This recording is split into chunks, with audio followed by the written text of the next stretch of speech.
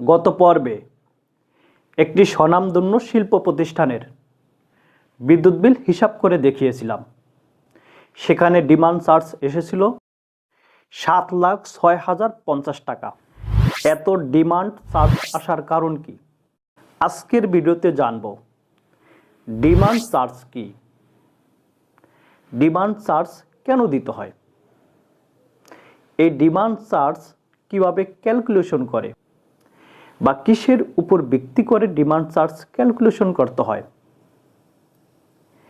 এই বাস্তব রিডিং থেকে এই ডিমান্ড চার্জ ক্যালকুলেশন করে দেখাবো।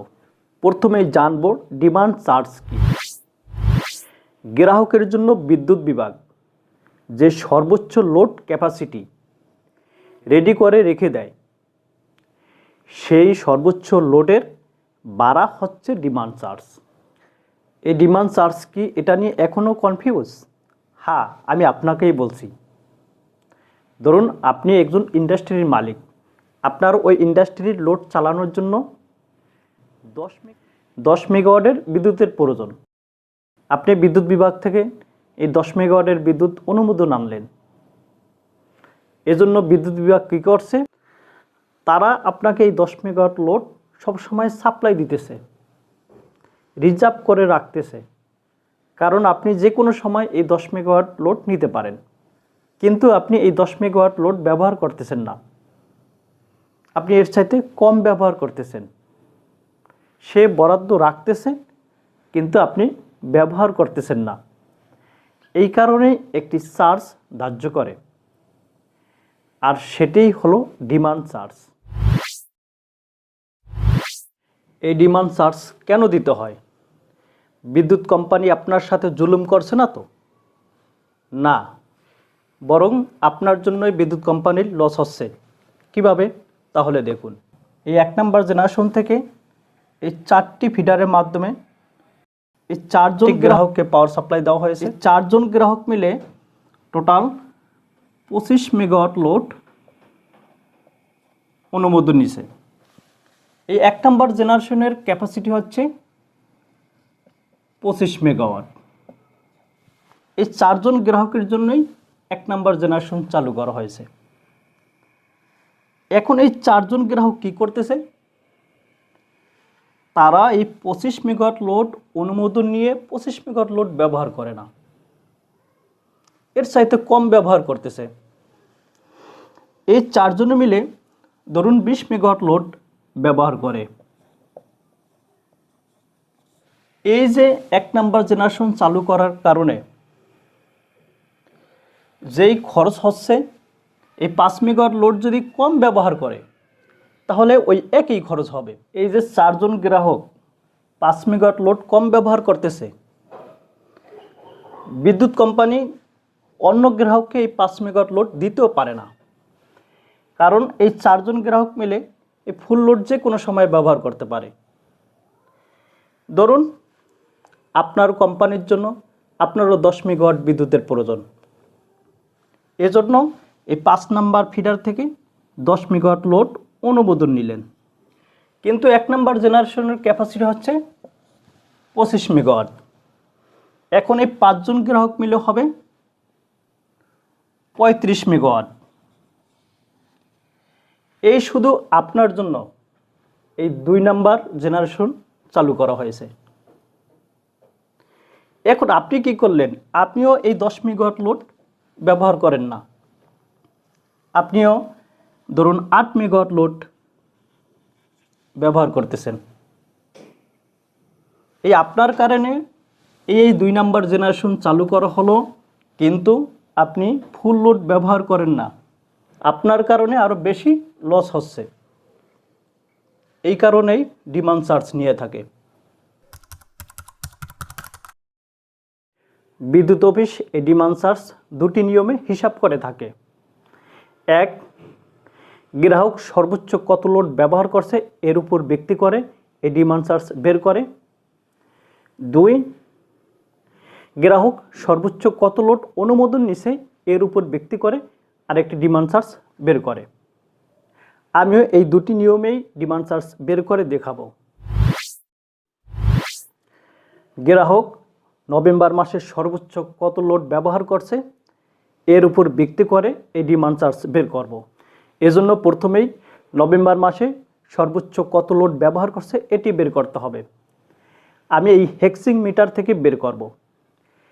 এই হেক্সিং মিটারের 52 নাম্বার প্যারামিটার থেকে ডিমান্ড চার্জ বের করা হয়। 1 ডিসেম্বর যেই রিডিংটি নিয়েছি সেখান থেকে 52 নাম্বার প্যারামিটারের রিডিংটি লিখব।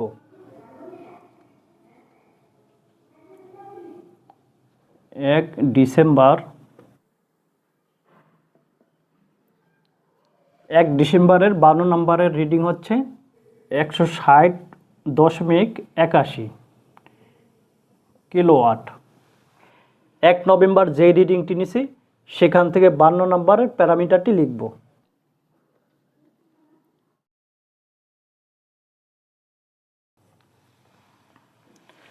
এক নভেম্বরের রিডিং হচ্ছে 158.36।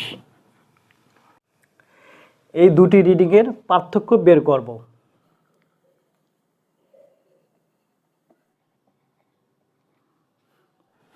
এক ডিসেম্বরের রিডিং হচ্ছে 160.81। 1 নভেম্বরের রিডিং হচ্ছে 158.36। 160.81 থেকে 158.36 বিয়োগ করব। বিয়োগ করলে বিয়োগফল হবে 2.45 কিলোওয়াট। 2.45 হচ্ছে মিটার রিডিং লোড। গ্রাহক জেনুইন কত লোড ব্যবহার করছে সেটি বের করব। সেটি বের করার জন্য ওএমএফ দ্বারা গুণ করতে হবে।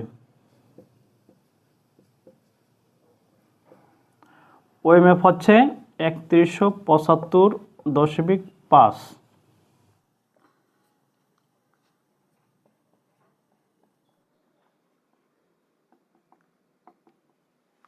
2.45কে যদি 3175.5 দ্বারা গুণ করি তাহলে গুণফল হবে 7780 কিলোওয়াট। এই 7780 কিলোওয়াটকে পার ডিমান্ড চার্জ দ্বারা গুণ করতে হবে। 7780 গুণ 90।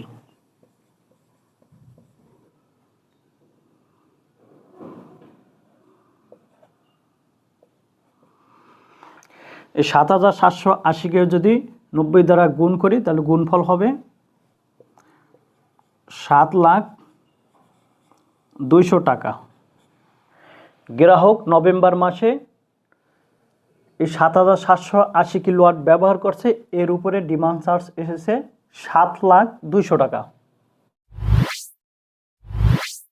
গ্রাহক সর্বোচ্চ কত লোড অনুমোদন আনছে এর উপর ভিত্তি করে ডিমান্ড চার্জ বের করব। Maximum load contact.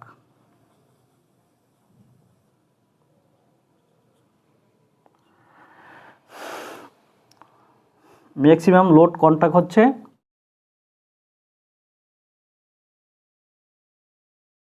এই 9806 কিলোওয়াটের 80% ডিমান্ড চার্জ বের করতে হবে।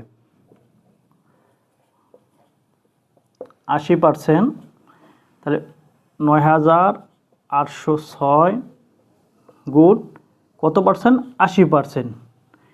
100-র ভিতরে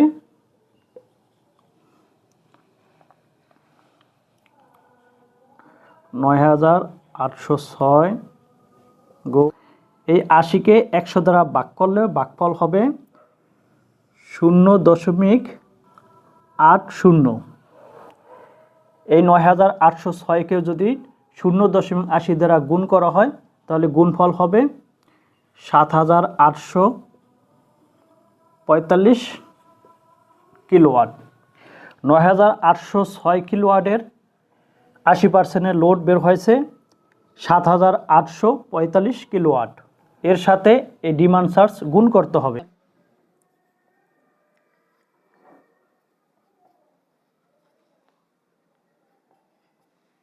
সাত 7845কে 90 দ্বারা গুণ করলে গুণফল হবে 7,06,000 টাকা। এই দ্বিতীয় নিয়ম অনুযায়ী ডিমান্ড চার্জ বের হয়েছে 7,06,050 টাকা।